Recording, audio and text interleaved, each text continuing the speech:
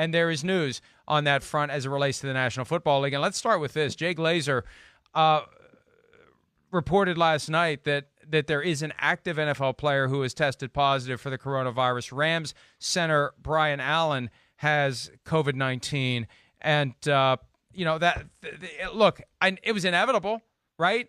That somebody connected to the NFL was going to get it. There's just too many people, whether it's coaches, whether it's players, whoever. And it was just a matter of time before a player tested positive. And, if they find a way to play these games until there's a vaccine, there will be players who test positive, and they're going to have a plan in place for what they do. With Brian Allen, it doesn't matter because nothing's going on now. You get a guy who tests positive in September, if they're playing games, you're going to have a real issue. Well, yeah, definitely. I mean, that's why I think if we're going to do that and even entertain the thought of playing games, there has to be like weekly testing for the whole organization to make that go forward. Big sacrifices will have to be made by players too. And again, to Brian Allen, I hope you stay safe and healthy and everything goes out the right way. I also want Brian Allen to kind of keep us informed with how he's feeling. And I would like to hear the symptoms. We've yet to really hear an NFL football player talk about it.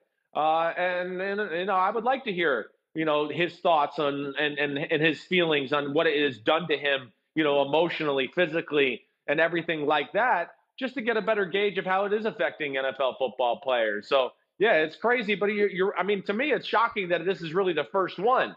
What is it? Over 1,200 players in the NFL at this time right now. To have our first one this late in the process is actually a little surprising to me.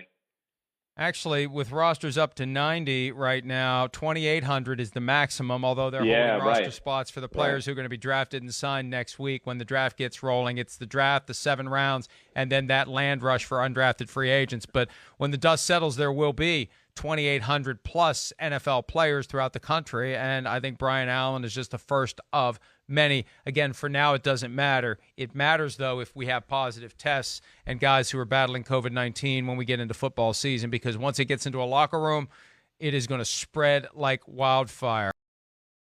Hi, I'm Mike Tirico, and thanks for watching. Make sure to hit subscribe for the latest news and highlights from NBC Sports.